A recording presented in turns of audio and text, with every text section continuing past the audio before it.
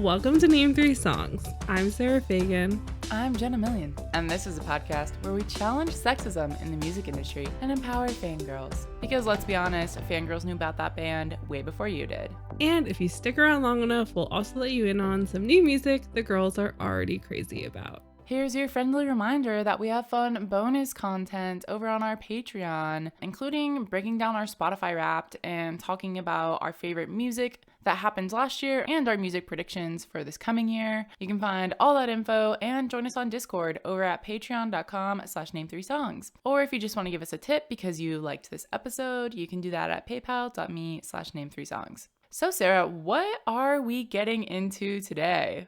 Today, we are giving our lovely listeners a gift, a present, if you will. We are diverting from semi-normal content to talk about something that I think you guys will be excited we're talking about. You will probably witness my demise at some point in this episode because we are dedicating a full episode to Larry Stylinson because apparently we like pain and suffering. Well, to be fair, we started this podcast with One Direction. A lot of you guys found us because of that. A lot of you guys loved One Direction before. Some of you guys even got into One Direction recently and have been trying to figure out this Larry Stylinson stuff. And somebody recommended this topic to us, so we thought it would be a good idea to break it down or revisit it or just like share our feelings on it or all of the above. Yeah. It's going to be an emotional roller coaster to say the least. Because if you listen to our fanfiction episode with Dr. Judith Vitala a couple of months ago, you already know our personal thoughts and feelings about the Larry Stylinson ship and also some other facts about it. But since that episode kind of focused more on pop punk and a subsection of music and musicians who are okay and encouraged their fans creating real person fanfic based on them, we felt like it was important to talk about this because as you've seen in a lot of recent episodes, we kind of like to dive into these topics of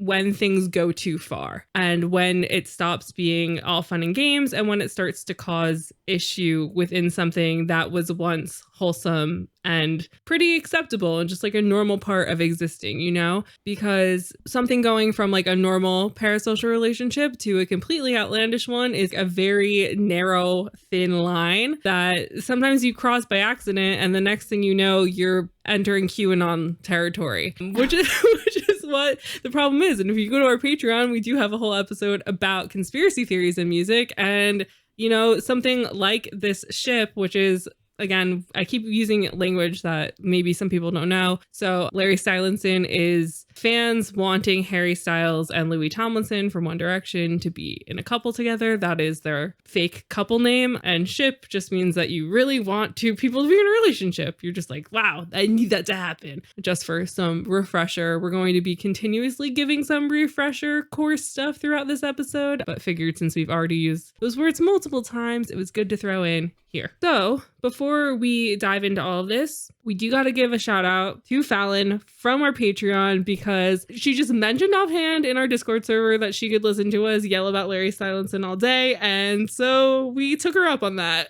We were going to do that. But of course, as we always do, we like some primer before we get into the meat of things, because I think that a lot of what this really comes down to is the 21st century's issue with not understanding that men can be affectionate with their platonic friends. Yeah, and specifically America, because there's other cultures where this is not an issue. Yeah. I mean, as we know, like there are so many European cultures and other cultures where kissing on both sides of the face multiple times as soon as you see people is normal, hugging is normal, you know, like just being affectionate with male friends, like two men being affectionate with each other, even like kissing on the lips is normal in some Middle Eastern countries, etc. So America and also kind of England are just like very much uncomfortable with men being affectionate with each other, which is super cool, right? I mean, it's just funny like talking about this now because the other day my mom was talking about some article or study or something that she saw that was like adult men don't have friends. And there was like a whole SNL skit about taking your husband to like the man park, like a dog park, but for men so that they can make friends with each other. Mm-hmm. And it was hilarious because it's so true. And why do men not have friends? Because apparently men having friends is gay. Just like when we were kids. But I mean, like also when we were growing up, for a lot of you who are like the same age as Sarah and I, like you probably remember people being like, no homo. I mean, people to this day say no homo, but like, oh, that's so gay and stuff like that. Yeah, up until like middle school and even beyond, hear a lot of that. Yeah. That like super funny Hillary Duff commercial. It's like, when you say that's so gay, do you know what you're Can't believe Hillary Duff changed the world for the LGBTQ community. Truly, truly. But yeah, I mean, it's the same thing of like how we've joked on multiple episodes, and probably more so just on Patreon, about how golf exists for men to go on long walks and talk with their friends, and how video games exist so men can sit in their house and talk to their friends, and podcasting exists for men who like don't want to admit that they want to play video games but still want to sit in their house and talk to their friends, so they just make podcasts. There you go, guys. And this is how our society evolved. Yeah, because men are starving for male-on-male affection. But like, this is the thing, and this is what always, and like, I was trying to find an article about this idea specifically, but again, it's like search terms are hard. But it's kind of that thing where when a guy has a girlfriend, their girlfriend becomes kind of their whole entire world because they've never allowed themselves to have an emotional connection before. And so it's like that whole thing where some men just don't know how to exist outside of their girlfriends once they've been in a relationship for so long, because they're just like, my male friends don't give me this. And you're like, I cannot be everything for you. Y'all, you know, like, we're kind of joking about this stuff, but like, in seriousness, literally the American patriarchy has ruined so many people's lives, because in this regard, men are not allowed to exist, like be humans and express emotions. Literally. So if you are a guy that's listening to our podcast, we know that you're probably a bit more evolved than than like the Joe Rogan type of men, but your Joe Rogan friends probably are aching for you to take some emotional baggage off of them. So just like tell them to be open with you. Tell them you're there for them. They need it.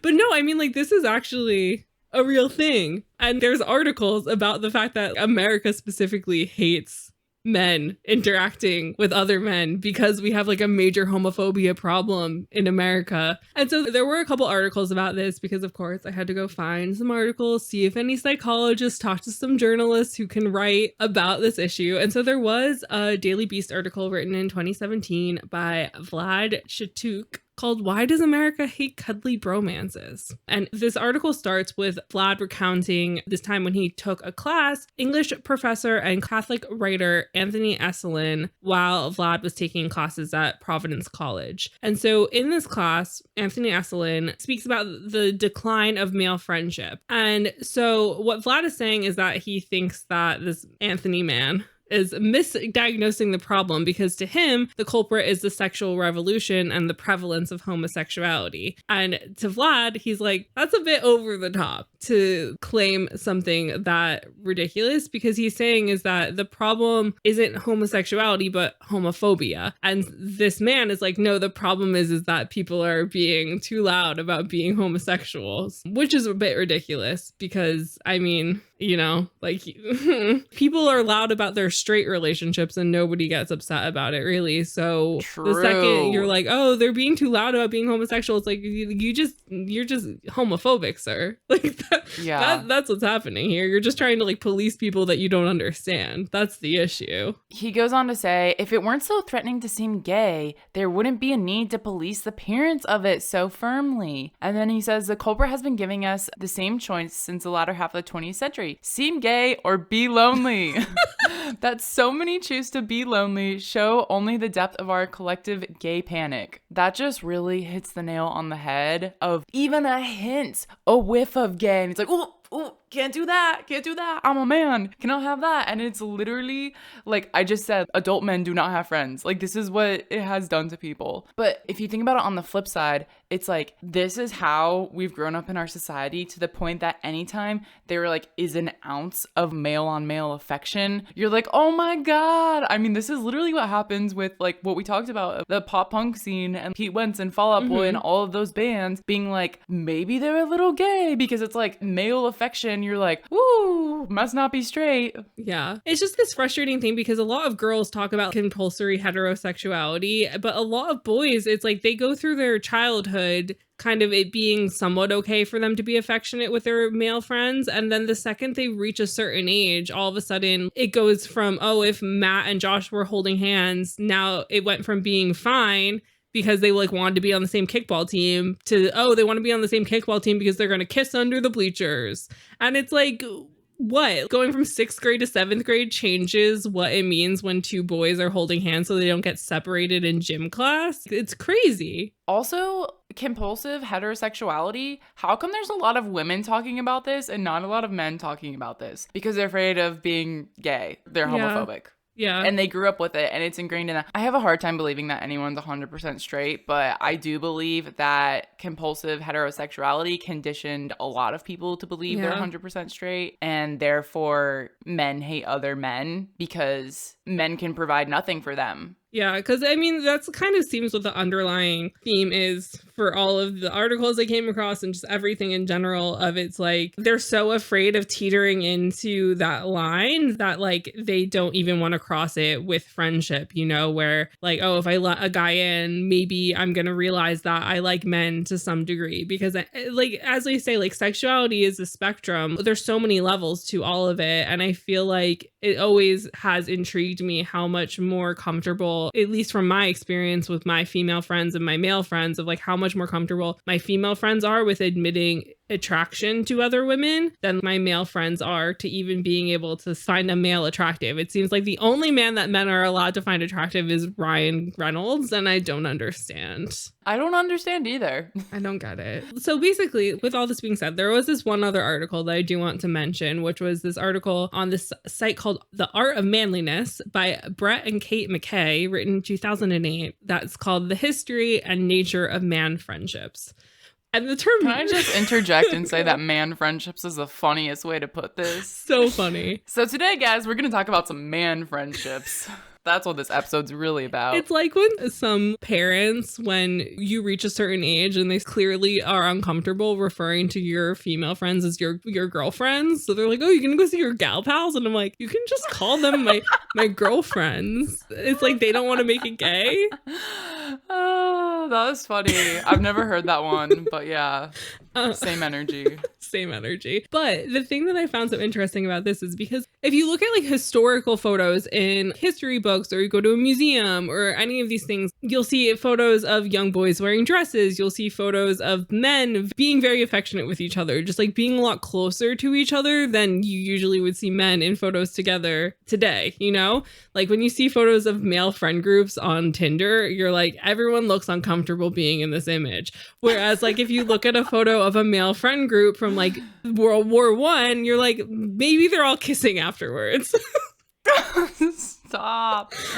What I'm saying is it's like, you know how girls will just kiss their friends because why not? You know, guys used to do that, but then there became all this need to like show that you're masculine and like show that you're not affectionate with your friends and like the fear of being viewed as queer because being queer became known by everyone rather than just being known by men.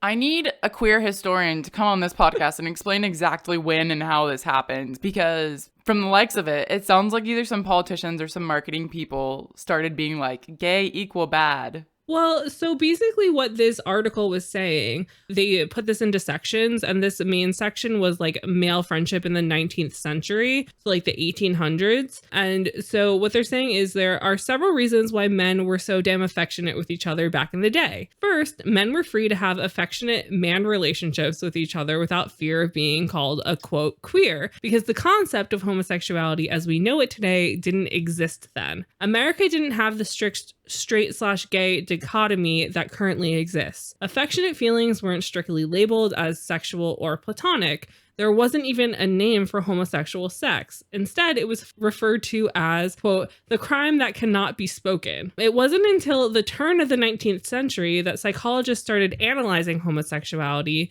and when that happened, men in America started to become much more self-conscious about their relationships with their buds and traded the close embraces for a stiff pat on the back. And the man hug was born.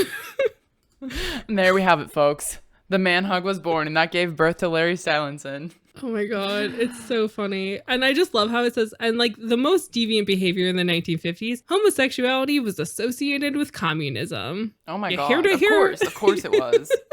You heard it here first, comrades. Oh my God. Like, this article makes it sound so simple, but like I really do want to know what fear tactics were involved with this. I mean, you know what I mean, it's obviously not as simple as that. I feel like there definitely wasn't just like a random switch going off one day where like people started studying this. But again, it's also that thing where if you read about any historical man, it's like, oh, they were single their whole lives and they lived with their close friend and roommate, another man. You know? Well, they even reference that in here in like Abraham Lincoln doing that. And that's why it's called the quote log cabin Republican of like they shared a bed and it was totally normal and chill, or was it? Yeah. There's a lot of levels here of needing to understand that we as a society of young people have grown up with the media explaining and showing us that male on male affection can only be construed as gay. And I think that's why a lot of us kind of seek it out, especially people in the LGBTQ community, because it's like there's so little of it. And when there is it's always smacking you in the face with gay, because it's usually, at least again, up until recently, like any media with gay characters, the gay characters were so ridiculously stereotypically gay that it wasn't even relatable for most people, because you're like, no one is really like this. This is a trope on a trope on a trope. And so there were no relatable characters. There's none of these things. And so then when you see people acting in a way that you act with your friends, it's really easy and comforting and normal to be like, oh, maybe it can be more than just friendship. And usually if it stops at that, or like just stops at like the fan fiction, like we talked about in our episode with Judith, it doesn't cause anybody any pain or suffering or anything. It can help people. It can really, really help people. Yeah, well, I think you've made some really good points here. And I think this is exactly why the pop punk scene had this whole like fan fiction thing around it, is because it's kind of this point that we made before of, it's like those artists made it feel like a safe area where it's like if you had those feelings or if you had those questions and you're growing up as a teenager and you're trying to discover yourself, you're trying to discover your sexuality, it's like you can take comfort in knowing that like just seeing two dudes holding hands is like maybe okay. Like there's comfort in knowing that, and it makes sense why that whole scene and that whole thing happened at that time, because nobody was really doing that. It was very homophobic, as we've talked about. Yeah, exactly. And I think that that's why these real person like fanfic became really big. I mean, as we also said in that other fanfiction episode, Shakespeare was writing real person fiction. Real person fiction has existed forever, you know? This is a thing people do because it's characters you already know, you're already familiar with, so they're easy to write. And I said this on our Patreon bonus episode, but every historical fiction is a real person fan fiction, guys. I hate to break it to you. It's all fiction made up based on maybe some historical people, maybe. And this beautiful realization of Jenna's was brought on because I was trying to explain to her the Apple TV show Dickinson, starring Haley Steinfeld, about Emily Dickinson, which is one of my favorite TV shows. But I just think it's funny because it's like very much historical fan fiction in its finest form. But anyway, I do think it's really, really important for you guys to be on the understanding of, if you ship Harry and Louis together, we don't hate you. We have nothing against you. You do you. It's totally cool if you believe that they could be in love. I think that there's a lot of evidence to show that there could have been something at some point going on there. Like, it's really hard to fully disprove this, but it's really hard to fully disprove Pete Wentz and Mikey Way, even though Pete Wentz has been saying since forever that he's definitely not gay because he's afraid of penises.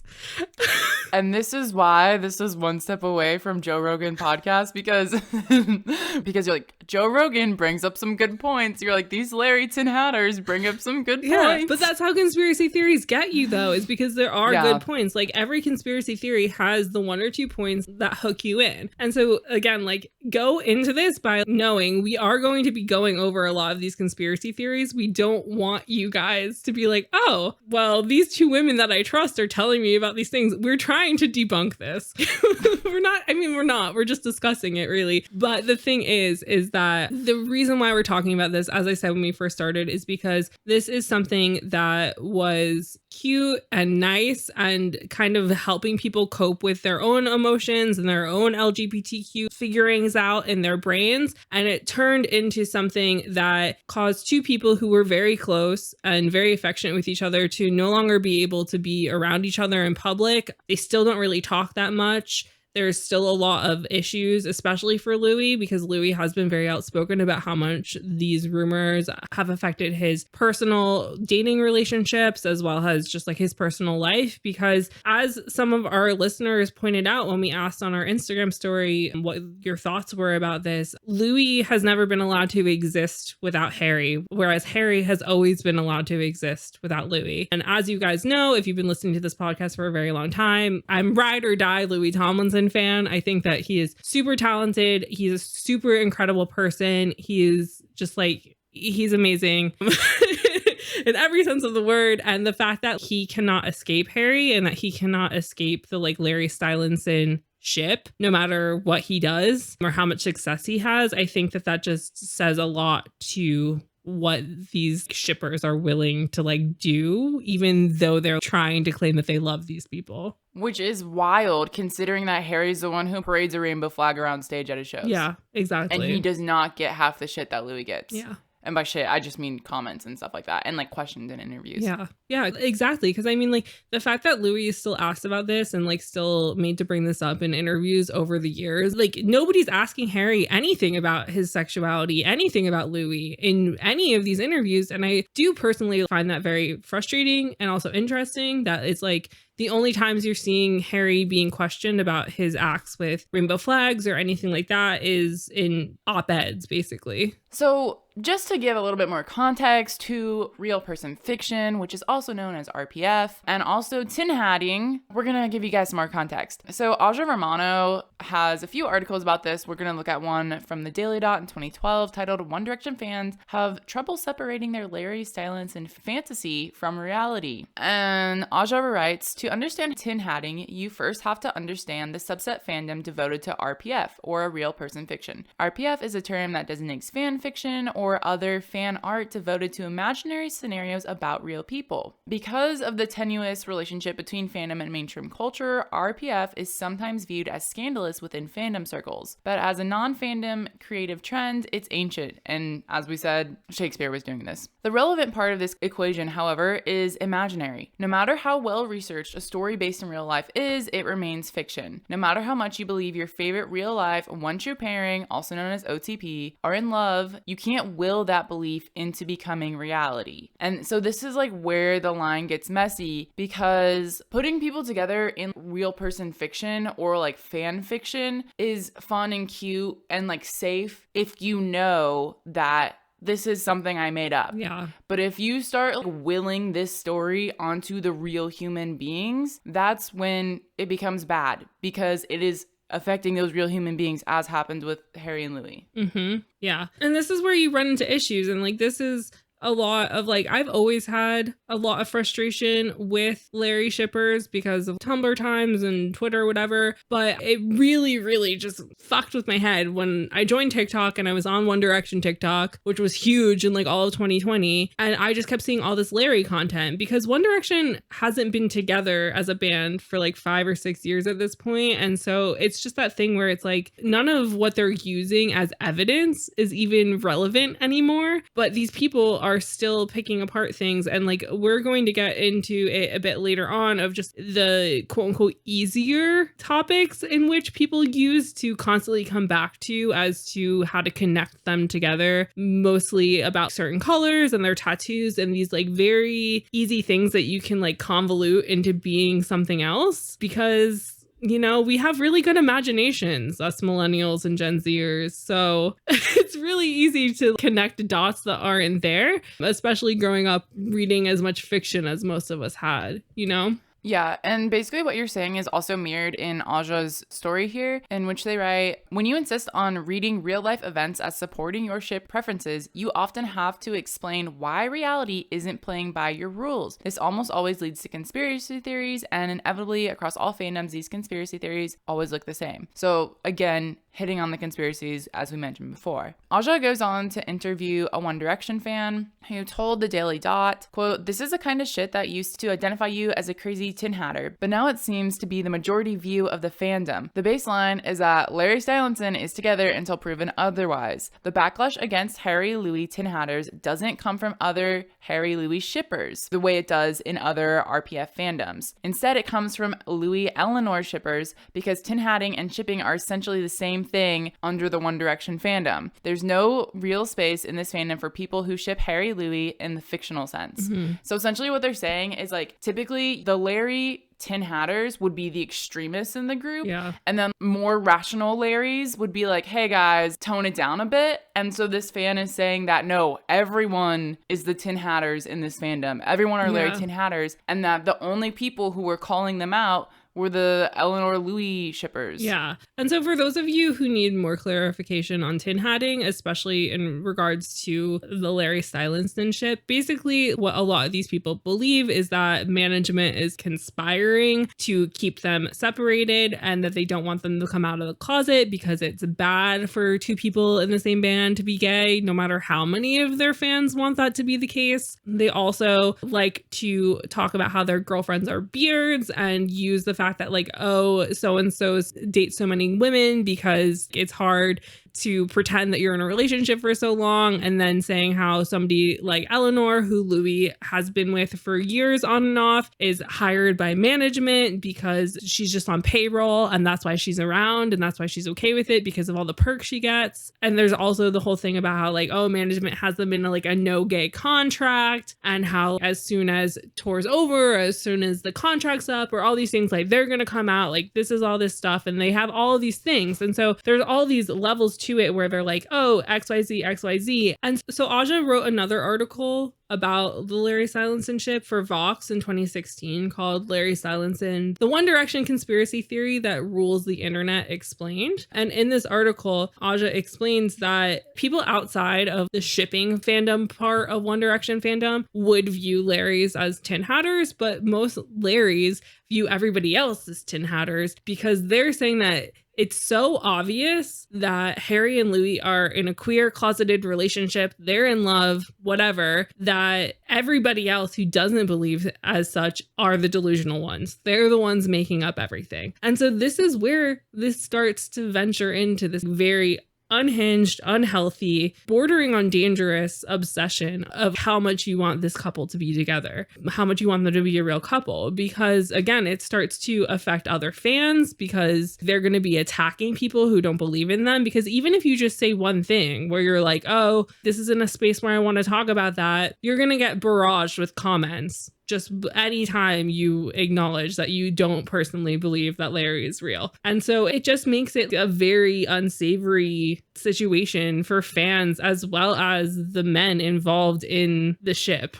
Yeah, because I mean, as far as like reading into like their relationship, their friendship, just like their actions, there's no harm in appreciating or like finding joy in the way they act together, like their friendship. Yeah. Like that's a huge part of fandom culture, is like watching how they interact and having your favorite pairing, OTP as we call it, or like OT5 because you love all of them, whatever it is. Like there's nothing wrong with that. Because of our human nature, it would be hard to not think that there might be something more there beyond friends. Yeah. And that's okay to think that because we assume things about people all the time, but it's not okay to like project that onto people. Yeah. And be like, if this is not true, you're wrong. Or like, if you don't think this is true, you're wrong. Because I mean, it's the same thing. Like you can have a completely platonic friend that you think is in love with you. It's like that whole thing where like, I'm sure at some point in everybody's life, you've had people tell you that like one of your close guy friends is in love with you when you know for sure that he's not. Or you've had other bands where you've been like, oh, they have such good chemistry. I mean, again, as I talked about in the other fan fiction episode, like McFly had a lot of people shipping, like everything was interchangeable ships. Like everybody had a ship, whatever that they liked. And I mean, they played into it way more than One Direction. like One Direction never played into the shipping. Like One Direction never talked about it. And if they did acknowledge it, they were like, you guys need to stop. Like they were never happy with it. Like McFly, similarly to Pete Wentz and a lot of those pop punk bands of that era, played into it. And it was always just kind of like fun and games because everybody knew that it was fun and games. And this is the issue with the One Direction fandom, particularly the Larry fandom, of them not fully understanding that this is all fun and games. Because if it was just fun and games, we wouldn't need to make a podcast episode about it. We wouldn't need to be like discussing how this can be a dangerous thing. We would just allow people to have fun and read into things if it makes you feel like there's representation in a place that there usually isn't. Because it's good to have representation in places, and it's good to sometimes even read into representation because it makes you feel like if you're a young LGBTQ kid that maybe you could be in a boy band one day or whatever the case is, and that it won't cause you pain or anguish if you were to be in a boy band one day or whatever the case may be, you know, because it's just nice to think that there is that possibility, but it's also nice to like know that it's not true. Yeah, Sarah made a really good synopsis there. And now that we've covered a lot of our bases, we're going to get into like the actual details of what went down. Because maybe some of you guys are still confused. Like, who is Eleanor? So we're going to actually break some of this down. So as Sarah mentioned, One Direction didn't really play into this idea of shipping except for the very, very early years. So as many of you guys know, they were on X Factor in 2010. So after X Factor ended, they started doing a lot of press tours. They would do fan signings in England. They came to America. They played at like baseball stadiums, like really random places. I remember that they came to Texas and played at like a baseball stadium, did a fan sign. Anyways, so we have a lovely Larry Stylinson fan lore wiki page here. So I'm going to give you guys some of the deets. Since November 2010, Harry and Louis were also aware that fans were shipping them together and may have played up their friendship in the early years. Hint, in the early years. Harry said things like, my first real crush was Louis Tomlinson. And yes, there is video evidence of that. There's also video evidence that at a fan signing, Harry appeared to nod and smile when a fan asked him if he and Louis were dating. And beyond that, Harry and Louis also lived together at some point between like 2011 and 2012, and they would tweet about each other a lot. And one tweet in particular from Louis said, always in my heart, Harry Styles, yours sincerely, Louis. And this stuff very early on, as we said, this was like 2012. So honestly, just very innocent friend stuff, but this was like the embers of the fire that just like caught flame after, especially like after this tweet, I would say. And this is the thing though, is I think also just coming from the mindset of they grew up in England, they probably witnessed McFly, who were like a really big deal. They probably witnessed Busted, who were also a really big deal. They probably witnessed their friendships, how they talked about each other, how they would like kiss each other on stage and all this sort of stuff. And they probably were like, oh, they do that, we can do that too. No matter how much we read about this or how much I remember from being a fan at this time and everything, like I don't know why there seemed to have been like put a stop to that or whatever was happening, because they continued to be close, like on stage and in interviews and stuff, you know, like they were always next to each other because they were definitely like best friends in the band, you know. But the comments that at least I personally have always been used to the bands I listen to making and doing and like acting upon kind of stopped happening after that like first year and a half of One Direction being a band. Yeah. Well, I mean, you bring up an interesting point. It's like, what was the trigger for them to stop? Because like all of those other bands, like you talked about, McFly and Busted, like they never had a problem with it. They never like said anything. They never said like you're going too far with it. Mm-hmm. And was it that their fandoms were smaller, so it was more manageable because that was a smaller subset of fandom? Mm-hmm. Is it that the One Direction fandom was so much bigger and so many more people read into this and played into the Larryness of it? Like, was somebody uncomfortable? Maybe like, were those other band members and like the other bands more comfortable with it for whatever reason? And for some reason, someone in One Direction or team was like uncomfortable by it? So obviously, I only have like a personal rebuttal to this because there's no factual answer to this. Yeah. But I mean, from my knowledge or whatever, like McFly was older, Busted were older, Fall Out Boy were older, Panic at the Disco were older, One Direction were children. Like they were quite young, and therefore their fan base was quite young. So I think also it's like what is and isn't quote unquote appropriate because of like how the music industry works, which is again a topic we talk about quite a lot, of like what you should and shouldn't be saying, because sometimes, as we've said, when you're quite young, you don't really have the frontal cortex of your brain isn't formed enough to like fully understand that Harry saying, oh, my first real crush was Louis Tomlinson is a joke. Like you might not fully be able to wrap your mind around that. And so you automatically are going to be like having a very different mindset than the people who are listening to McFly and wanting like Tom and Harry to be together, you know, because it's very different age wise and like understanding wise of what these things mean. And I think also it's just like when you're supposed to be kind of a quote unquote child friendly X Factor band, especially again in that first year, there probably are certain things that you're not supposed to be doing or catering towards, you know, because you don't want to, as Harry likes to joke now, this is a family show. It was a family show, you know, like that's what it was. Yeah. I'm just wondering if it was like fandom was literally so out of control that Harry and Louis themselves were uncomfortable even by the fanfic idea of it, or if it was their management being like, you guys need to chill, but not in a like, you need to chill because we know you're actually gay, in a you need to chill because like this is so out of control, like we can see that it's bothering you. Yeah.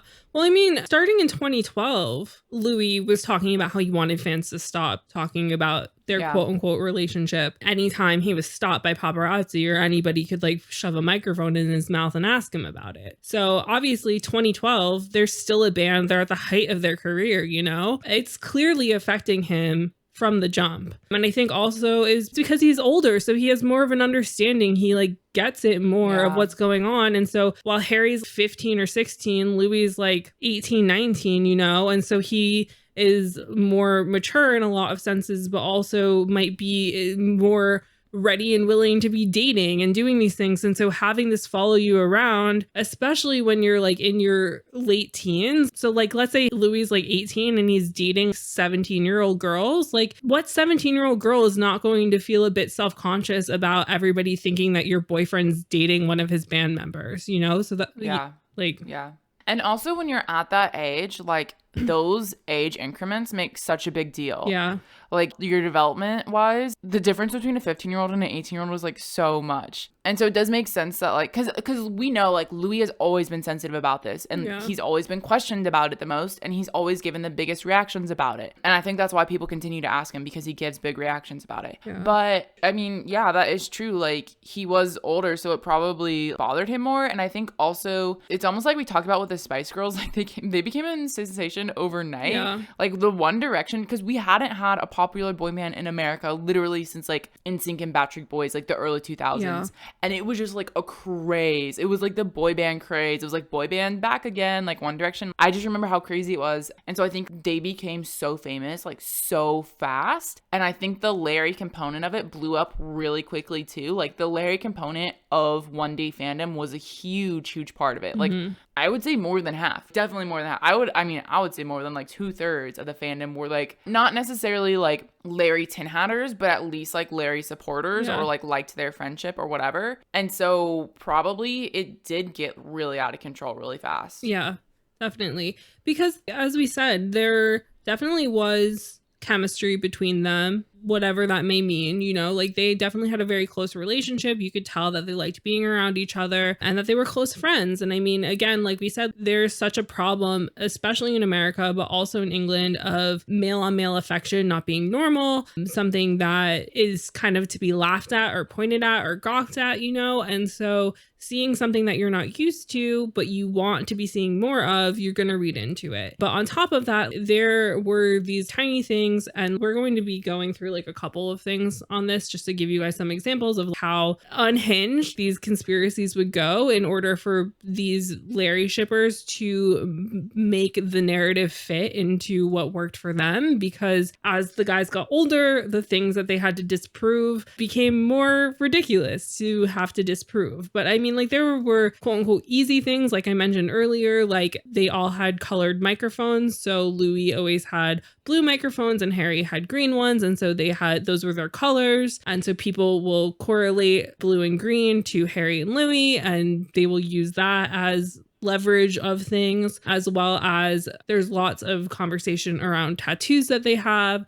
specifically a ship tattoo that Harry has and an anchor tattoo that Louis has, and people saying how ship and anchors usually go together. And so these are two pieces of the same tattoo, as well as Harry's anatomical heart tattoo and Louis's dagger tattoo, and correlating those with each other. And so people are grasping at straws a little bit in regards to these things where they're like something that mean things to themselves personally, you know, but people are connecting dots that are not there to be like, oh, like these have to do with each other. This is them acknowledging that they're connected to each other forever through matching tattoos or utilizing certain colors or what have you. Yeah. Another tattoo example was Harry has the hi tattoo and Louis has one that says oops. And fan lore is that those were the first two words that they ever said to each other. And so just to like give some context to like a few more examples, in Paper Mag, we have an article called A Brief History of Larry Stylinson by Brendan Davis in 2015, in which Brendan says that sometimes fans go as far to claim that Styles and Tomlinson are married and have been since September 28, 2013.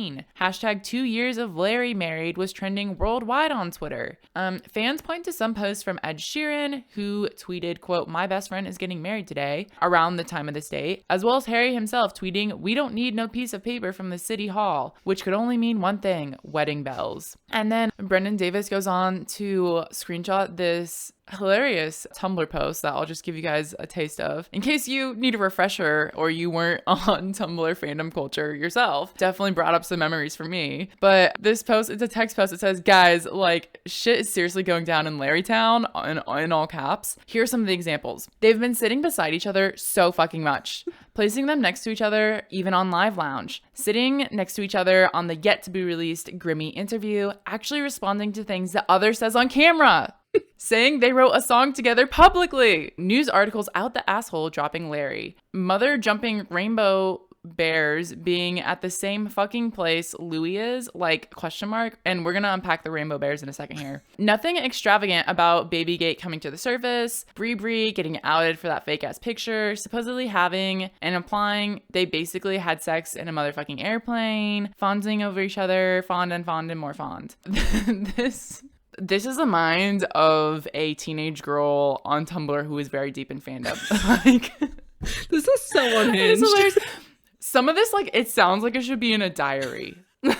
But this is how fandom and stuff like this becomes so popular because everyone's feeding off of it. It's like what should stay in the drafts, what should be a diary entry is now on the internet for other people to like reaffirm. But also the funny thing about this is when these kids who don't understand how journalism works or anything of that regard are like new articles mentioning Larry. It's like, yes, because people who were One Direction fans are old enough to work at places like The Sun, etc., etc. And if somebody is trending, you can turn anything into an article. So if like Harry Styles or Louis Tomlinson is having tons of Google search hits that day, you can literally be like, hey guys, I want to write this article about shipping, and your editor is going to say yes because they know that it will bring traffic to the site. It has nothing to do with like management, like loosening the reins on the allowance of Larry to be public. It just has to do with somebody like me being bored at work and being like, hey, Mr. Editor, sir, Louis Tomlinson is trending on Twitter. Can I please write this article about how he and Harry are secretly in love? And he'd be like,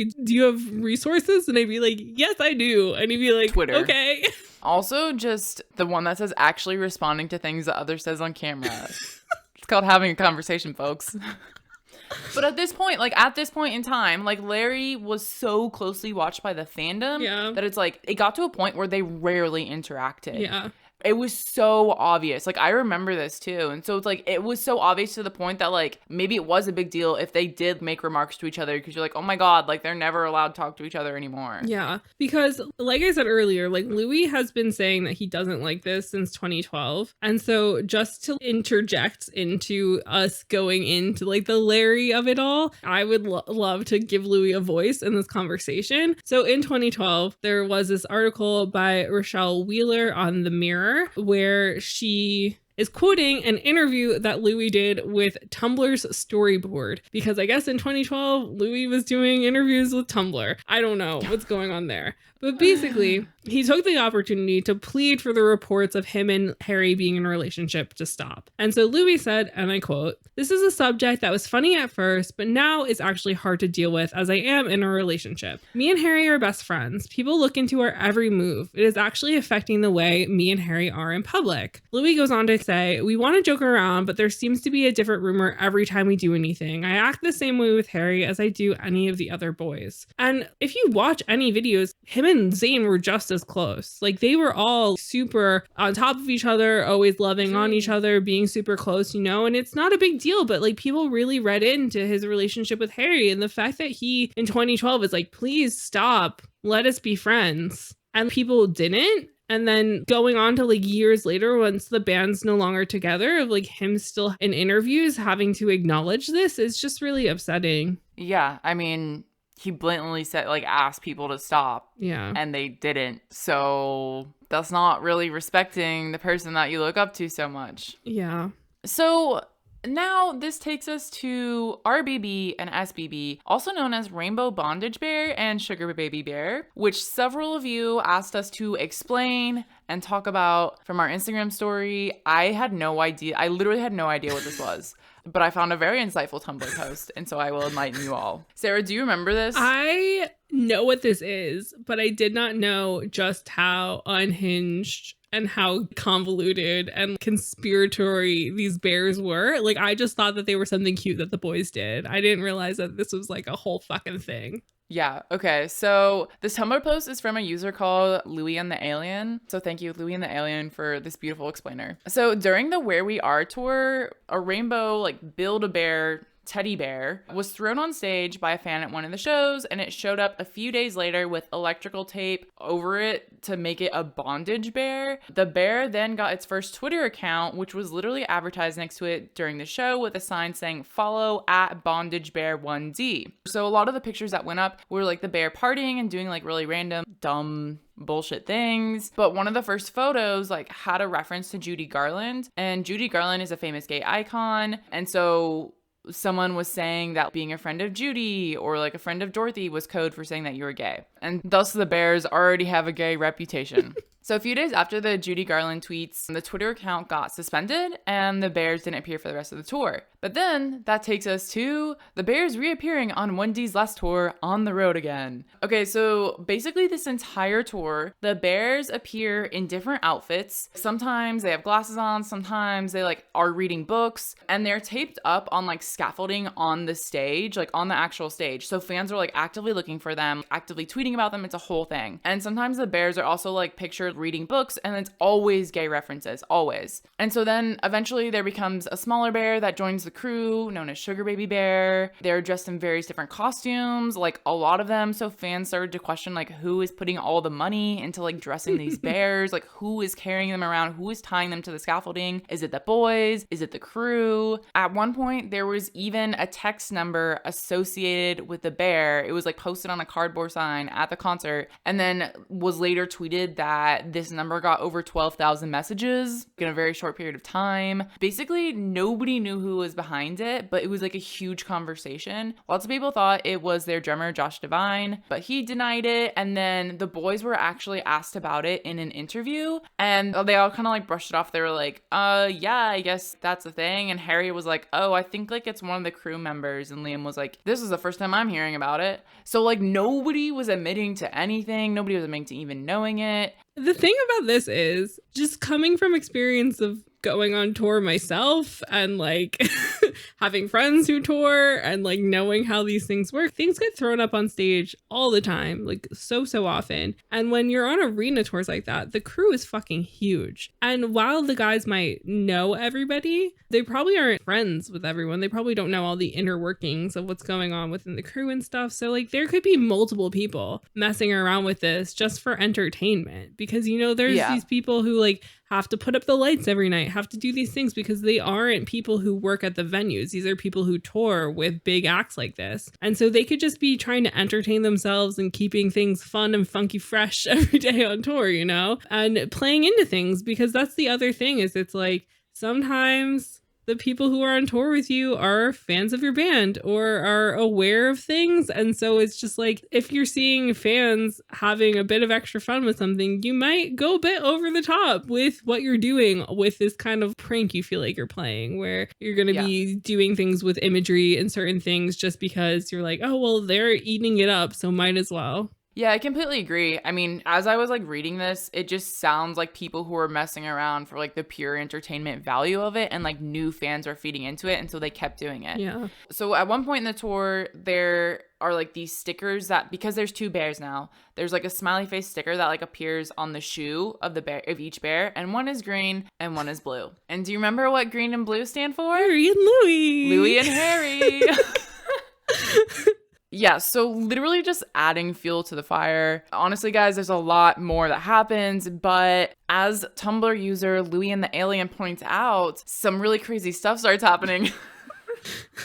This Tumblr user writes, the next big thing is the countdown that started on October 20th on the Twitter. The Bears stopped appearing at the shows. On October 22nd, One Direction canceled their first show ever, 30 minutes after they were supposed to go on stage. It was claimed that Liam got sick, but basically people were doubting this because they were like, well, we've seen them be sick before and still perform, so why would they cancel? But that night, the perfect music video drops out of nowhere, and at 2 a.m., Louis tweets about, and probably actually leaks, according to this Tumblr user, the song Home, which was not included on Made in the AM. Lyrics have been interpreted to be about realizing one's sexuality and then finding someone who understands them as well. So you guys also asked us to explain the Home thing. So in addition to these bears, Home was accidentally leaked by Spotify early, and then they took it down and decided not to like put it on their album or anything. But yeah, the lyrics are like, you guys can look them up on YouTube and find the lyrics, but they will be linked in the show notes. And I will tell you now that we listened to this and I was like, Jenna, this is pretty fucking gay.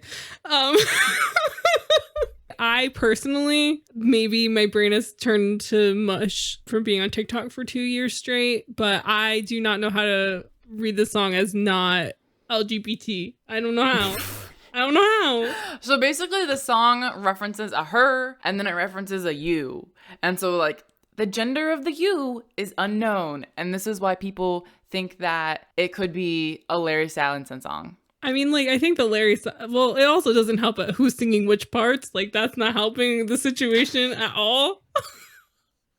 They you know what? They really should have hired like a fan expert to proof everything to make sure that it could not be Larry-fied. Literally, because like the lyric video, which will be linked in our show notes, they show you who's singing each line, and I'm like, you needed to have mixed this up a little bit more. Like you needed to not have done that. But this was also like, I don't even understand, because like on Made in the AM, Louis has more solos, but like on the song, it's like back to day one where Louis just gets like the 3 random lines in the song that like connect too closely to Harry's lines. I'm just like, come on, why? But this is the other thing. It's like, if their management was really trying so fucking hard to make people not want to think that Larry's real and that there's so much going on behind the scenes to make sure that nobody ever finds out that Harry and Louis are secretly married and have a white picket fence and 2.5 kids, you know, they would not have allowed that to happen. And that's the thing, is it's like, no matter how gay this song sounds, no matter how much it can line up to seem like hints, it's like, if there was really all these fucking inner workings going on, these two would not be singing back to forth lyrics that make it feel even gayer.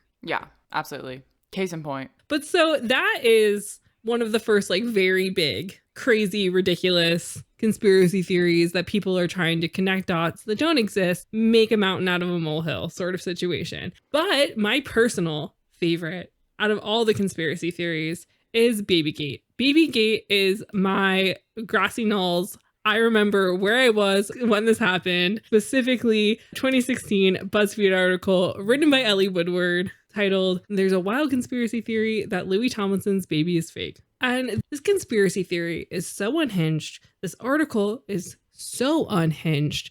There are so many pieces of quote unquote evidence. There are so many graphs and images and just so much stuff going on in this article that this blew my mind for 2 weeks. I would not stop talking about it to anybody who would listen to me because it was the craziest, most insane thing that I had ever seen happen. So basically, what was going on here, for those of you who don't know, Louis Tomlinson got this random girl named Brianna pregnant in 2015. They went on like 1 or 2 dates. She was like a hairstylist or a makeup artist who was connected to some people that Louis knew, and he got her pregnant. And once it came out that she was pregnant, I was like, personally, I was like, this feels like some bullshit. Just because, in my mind, based off of everything I know about groupies and musician history and all of this stuff, girls are usually paid off. They're usually paid off to get an abortion, or they're paid off to keep their mouth shut.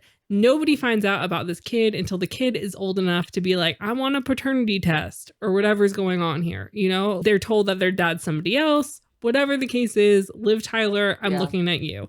Yeah, that's what I was thinking of. Like, this is not a very common thing to happen, especially with somebody like Louis, who had been in like a very long-term relationship with this girl Eleanor for a couple years. And this was like, I think, the first breakup that they ever had. And to just like randomly get another girl pregnant, it felt very suspect. It was really weird. Also, just coming from somebody who was working at a gossip news website at the time, the first girl in the photos of Brianna has a completely different face than all the photos of Brianna since. But I think she probably just got a nose job. Like, who wouldn't when you have that Louis Tomlinson baby daddy money, you know? For real.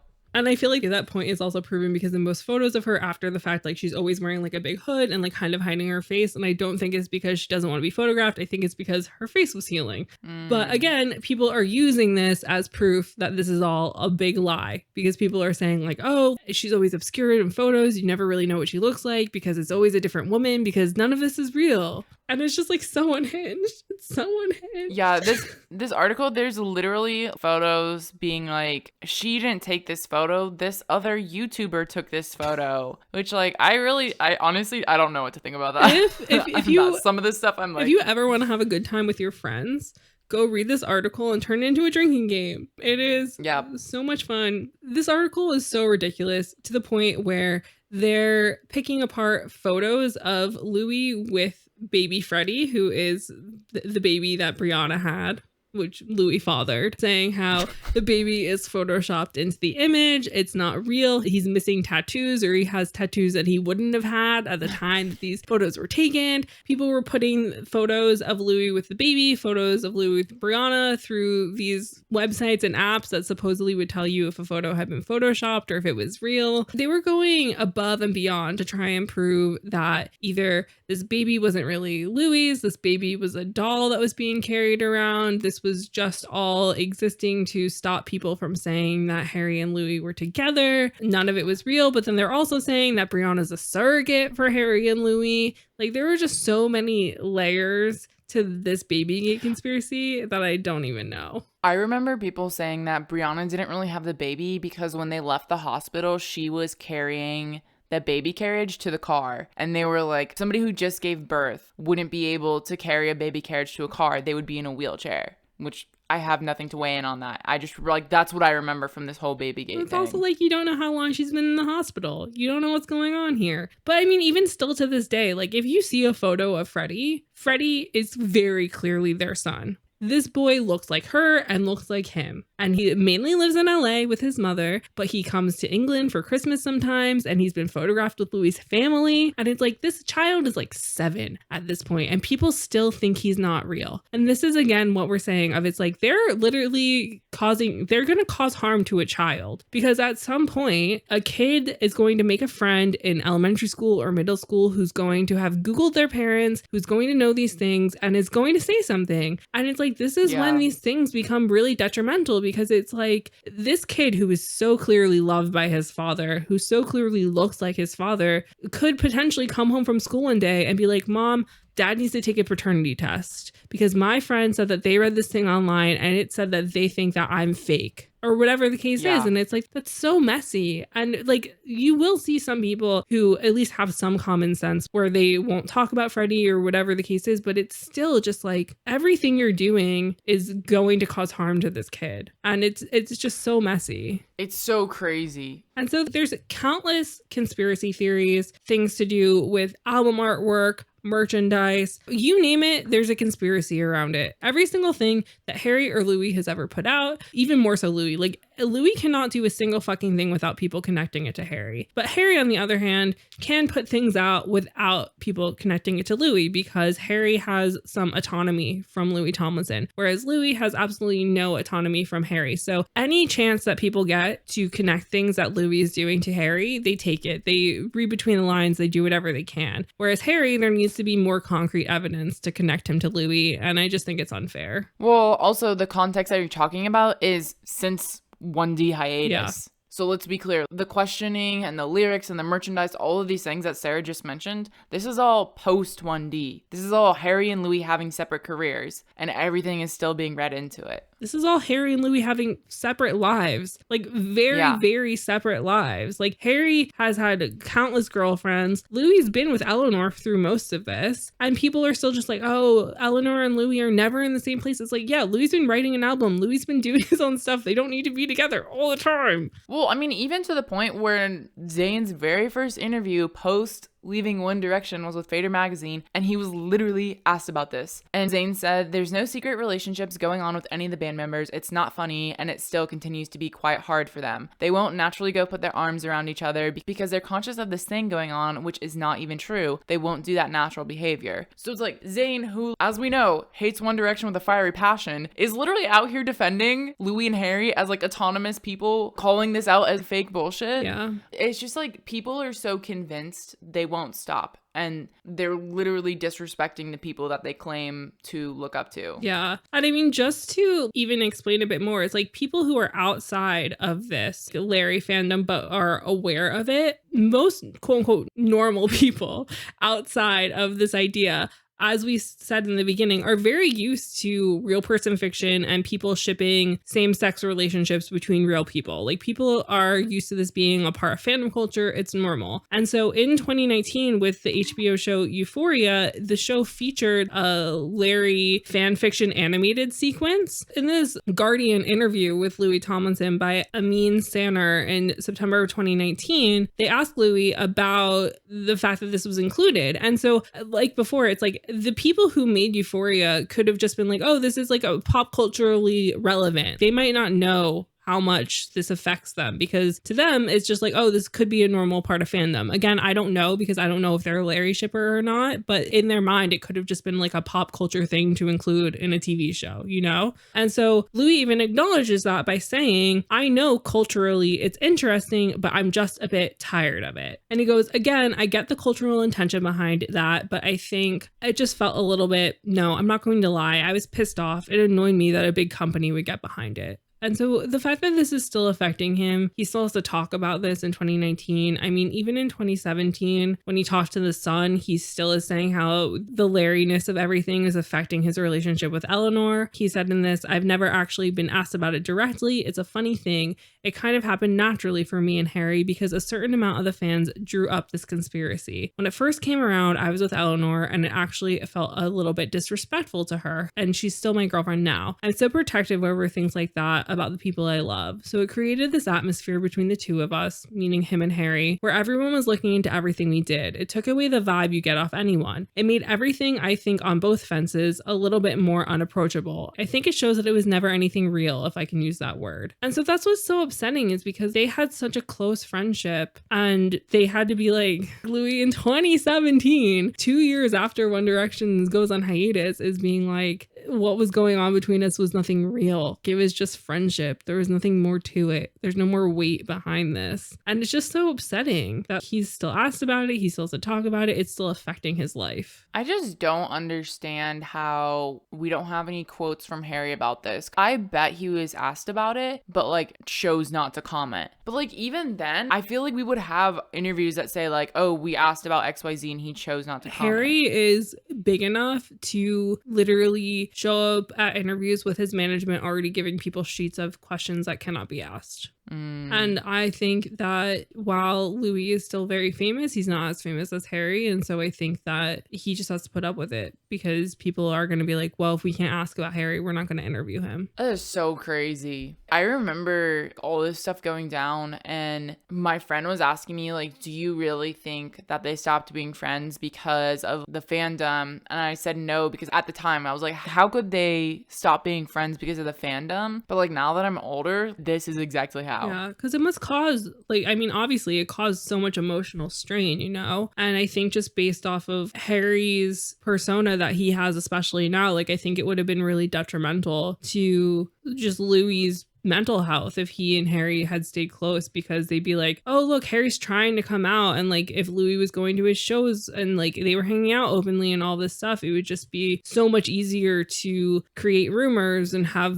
articles being written about all the things that they're doing, because Harry is so flamboyant and how he acts, and Louis is still just kind of like this scruffy guy from Doncaster who just fucking loves music and making his fans happy. With all that being said, I mean, like, it's just upsetting because fans who enjoyed their friendships to a very normal amount didn't get to continue to watch them grow and flourish and support each other super publicly because all of this was happening. It was affecting both of their mental healths, especially Louis, because Louis is the only one who's openly really spoken about it. And again, like we've said countless times, I mean, there's no harm in reading Harry and Louis fanfic. There's no harm in getting joy from watching the compilations of like them hugging and like being silly with each other, as long as you as a sane person, which like you listen to our podcast and you already listened to our other fanfiction episode, there's no way at this point that you are not part of the normal quote unquote side of these things where it's like, you know how to differentiate fact from fiction. And like, as long as you can do that, there's no harm in wanting them to be together or wishing that they were, you know, because it just brings you some sort of solace or joy, and you can get joy out of whatever you want, guys. So don't think that we're like, oh, we're gonna hate you now because you ship Larry. Just be hinged about it. which feels really simple, because like Jenna and I personally have had so many conversations where like I've sent her texts being like, this thing feels too gay. I don't know how to feel about this, but I've never slipped into the conspiracy level of things. But like there are certain things where I'm like, I can see where they're coming from. I can see it.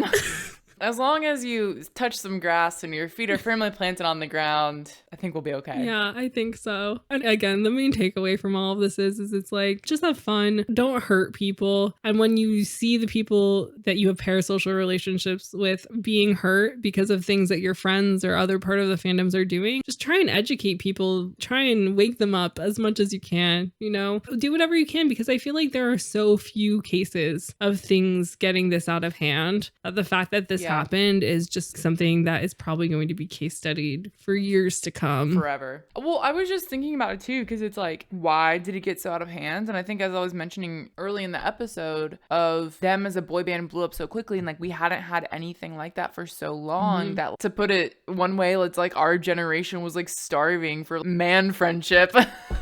We were starving to see some man friendship, that it just like went overboard. Yeah, 100%. For you guys, what are your thoughts and feelings about all of this? Because we really are like very curious to hear either side of the coin. Because I mean, like, if you are of sane mind Larry shipper and you want to talk to us about how you can do that, I would love to hear from you, because I don't know anybody except for Michaela, who's part of our Patreon, who is like normal about it, who's just like, I just love it, it's fun. I just don't understand how people can get into the stuff after it already happened. Yeah, to me, I like, it wouldn't be entertaining to me because it's like over. Yeah. So if you have any shipping stories or any thoughts or feelings about anything we talked about today, head on over to Twitter or Instagram, slide in our DMs over there. We'd love to chat more with you. We are at Name3Songs on all social media platforms. If you have any personal beef or would like to discuss the BuzzFeed Babygate story with me, you can go chat with me at Sarah_Fagan. Or if you want more information about some tie-dyed bears, Jenna now is the